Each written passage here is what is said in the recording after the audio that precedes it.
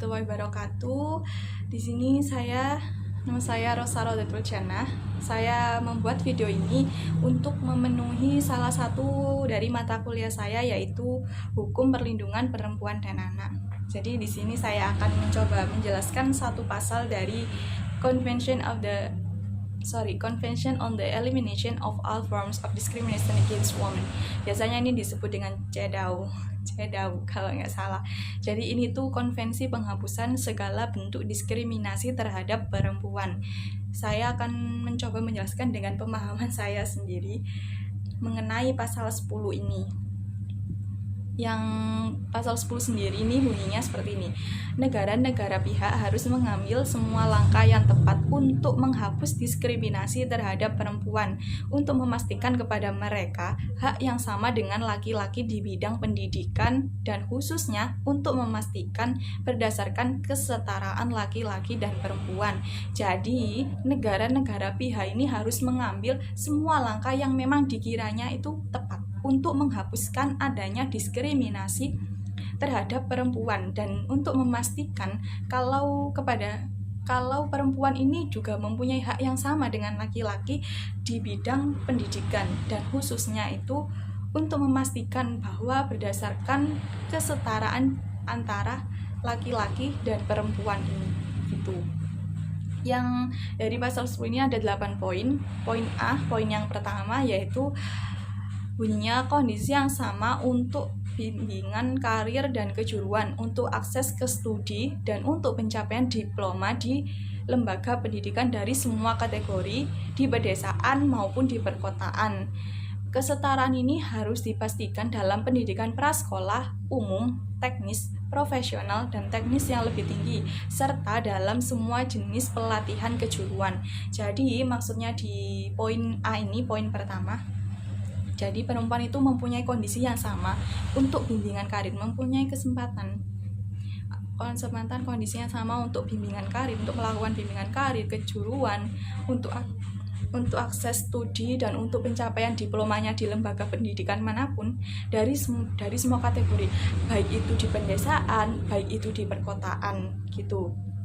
Jadi kesetaraan ini tuh harus dipastikan dalam mulai dari prasekolah sampai profesional gitu. Jadi baik laki-laki, perempuan, jadi mereka punya kondisi yang sama untuk menempuh semua jenis pelatihan, entah itu kejuruan atau studi apapun. Jadi perempuan juga mempunyai kondisi dan kesempatan yang sama.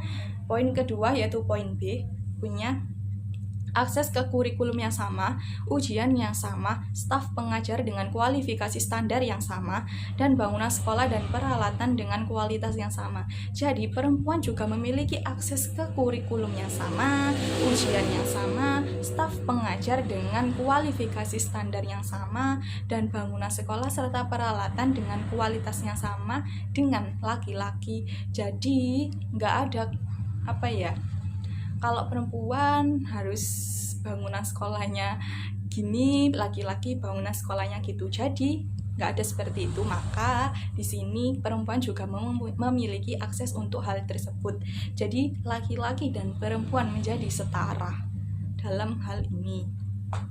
Lalu poin ketiga yaitu poin C, adanya poin C ini penghapusan konsep stereotip tentang peran laki-laki dan perempuan di semua tingkatan dan dalam semua bentuk pendidikan, dengan mendorong pendidikan bersama dan jenis-jenis pendidikan lain yang akan membantu mencapai tujuan ini, dan khususnya dengan revisi buku teks dan program sekolah dan adaptasi metode pengajaran.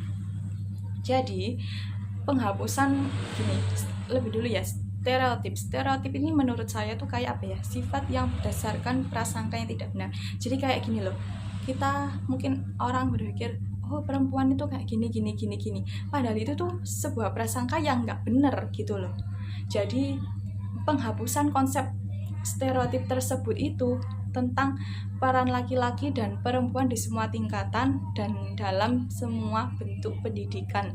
Jadi menghapus adanya konsep yang tidak benar tadi tentang peran laki-laki dan perempuan di semua tingkatan dan semua bentuk pendidikan. Jadi menghapus ya, jadi biar nggak ada perempuan dan laki-laki kayak tingkatannya ini, laki-laki tingkatannya ini, perempuan tingkatannya ini. Jadi mereka itu sama tingkatannya.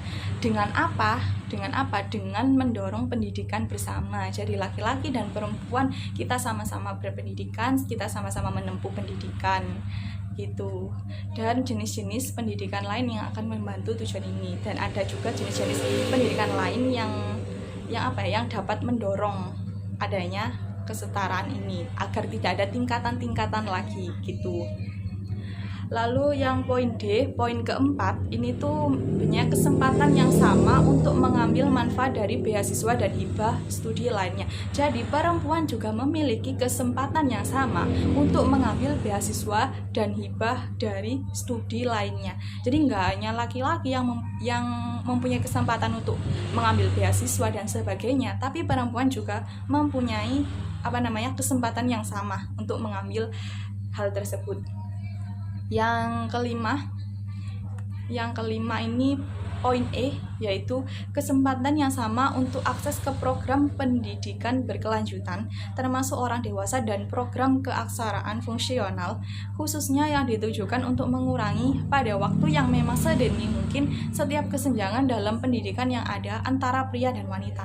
Jadi maksudnya di sini perempuan juga memiliki kesempatan yang sama untuk mengakses ke program pendidikan berkelanjutan, termasuk orang dewasa dan program keaksaraan. Jadi menurut saya program keaksaraan itu program melek huruf,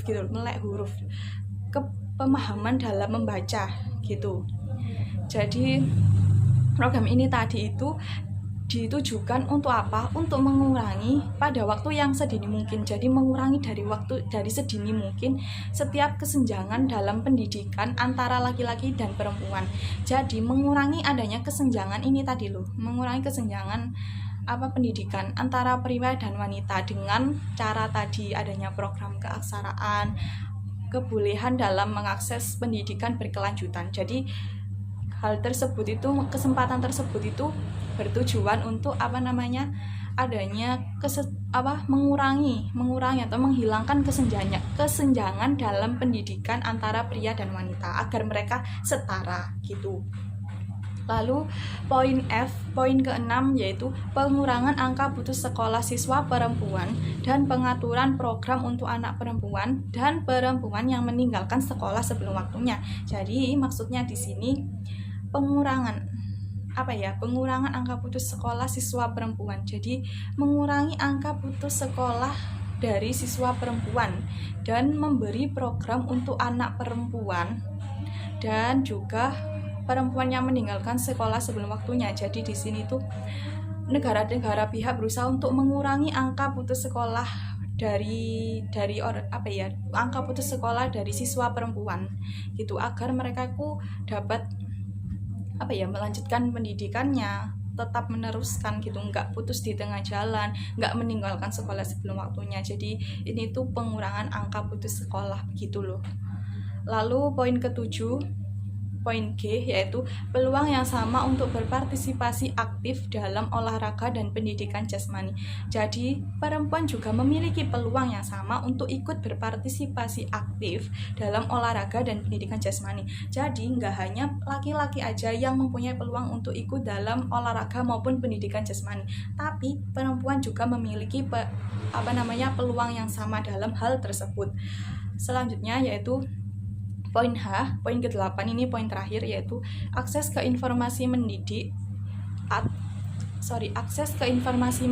khusus atau tertentu untuk membantu memastikan kesehatan dan kesejahteraan keluarga, termasuk informasi dan saran tentang keluarga berencana. Jadi perempuan juga memiliki akses ke informasi yang mendidik, informasi yang berhubungan dengan pendidikan tertentu atau khusus.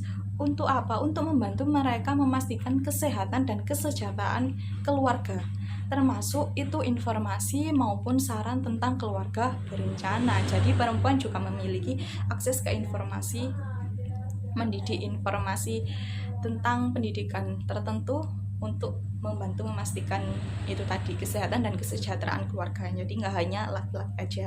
Jadi pada intinya ini tuh pasal menjelaskan mengenai kesetaraan laki-laki dan perempuan di bidang pendidikan. Jadi udah nggak ada lagi jadi ini tuh untuk memastikan perempuan itu memiliki kesetaraan dalam hal pendidikan dengan laki-laki. Jadi udah nggak ada kesenjangan lagi gitu.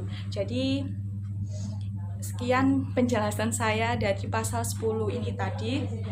Apabila ada salah ataupun pemahaman saya yang salah, cara mengungkapkan saya yang salah, saya mohon maaf.